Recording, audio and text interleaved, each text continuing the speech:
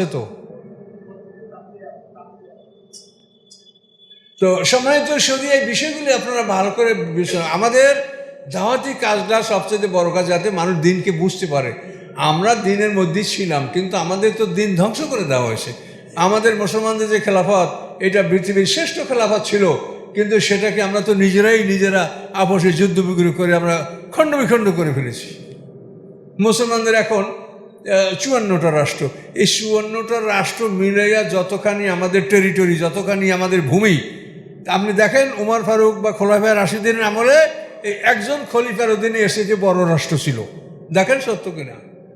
তাহলে আমরা মুসলমানরা নিজেরাই তো নিজেদের ধ্বংস করছি। এখন ধ্বংস করে এখন আমরা যদি মাঝখান থেকে কথা বলি তাহলে তো হবে না। মানুষ হলো মোমেন আর কাফের দুই দল। এখন আপনাকে আল্লাহ বলছেন তিনি রেখে উপনীত হও, এই জন্য আমাদের সেই জন্য তো মানুষকে বুঝাতে হবে। কিন্তু আমরা তো মানুষকে দিন বুঝাই না, আমরা বুঝাই ফজিলত। যে আইন কানুন আল্লাহর কি, এটা তো আমরা মানুষকে বুঝাই না, মানুষকে বুঝতে পারছি না। আমি একা কি করবো, বা আমার মতো 10 জনই কেউ করবে। যেখানে যাচ্ছে লক্ষ লক্ষ আলেমরা কথা বলে, তারা যদি শতকরা একটা লোকও দিন সম্পর্কে সঠিকভাবে কথা না বলে, তাহলে সমাজের লোকে বুঝবে কি করে বলেন তো? সমস্যাটা এখানে যে আমরা আসলে দিন বুঝতেছি না, আল্লাহ কি বলছে সেটা আমরা লক্ষ্য করছি না।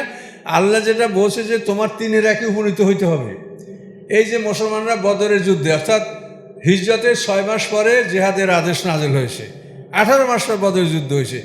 এখন আল্লাহর রসুল নবুয়ত লাভ করার 13 বছর পর হিজরত করেছেন, আর হিজরতের 6 মাস পরে যুদ্ধের আয়াত নাযিল, প্রথম আয়াত। তাহলে 13.5 বছর পরে জিহাদের আয়াত নাযিল হয়েছে। তো এখন এই 13.5 বছর পর্যন্ত এই সময়ের মধ্যে অনেক আগ্রহী সাহাবীরা তারা কিন্তু যুদ্ধ করার জন্য অনুমতি চেয়েছেন, এবং এভাবে তাফসিরে বলা আছে যে তারা অন্তত 70 বার আল্লাহ রসুলের কাছে যুদ্ধের জন্য অনুমতি চাইছেন, কিন্তু তাদেরকে বারণ করা হয়েছে। যেহেতু যেটা নিয়ম আল্লাহ, সেটা হলো একজন নবীকে, একজন রাসূলকে একটা দেশের রাষ্ট্রীয় ক্ষমতা দান করার আগে তার উপরে আহকাম নাজেল করেন না। আপনি রাষ্ট্র ছাড়া যদি যুদ্ধ করেন, তাহলে আপনি যদি পরাজিত হন তো সবই তো মাঠে মারা যাবেন। আর যদি রাষ্ট্র থাকে তা আপনি পালাইয়া নিজের দেশে আশ্রয় নিতে পারবেন। যদি রাষ্ট্র থাকে আপনি শহীদ হবেন, আপনার স্ত্রী ছেলে মেয়েদের দেখাশোনা রাষ্ট্র করবে। যদি রাষ্ট্র না থাকে তো আপনার কে দেখবে? ইসলামকে ওইরকম একটা দেউলিয়া ধর্ম যেখানে কোনো ব্যবস্থা নেই, এখানে সুষ্ঠু ব্যবস্থা প্রত্যেকটা জিনিসের থাকবে। ইসলামী রাষ্ট্র হবে, রাষ্ট্রের অধীনে সেনাপতি থাকবে, তার অধীনে যদি তারা ধর্মযুদ্ধ করে তা আপনি ধর্মযুদ্ধ করবেন। আপনি শহীদ হয়ে গেলে আপনার শহীদ পরিবার, আপনার দেখভালের দায়িত্ব থাকবে সরকারের উপরে।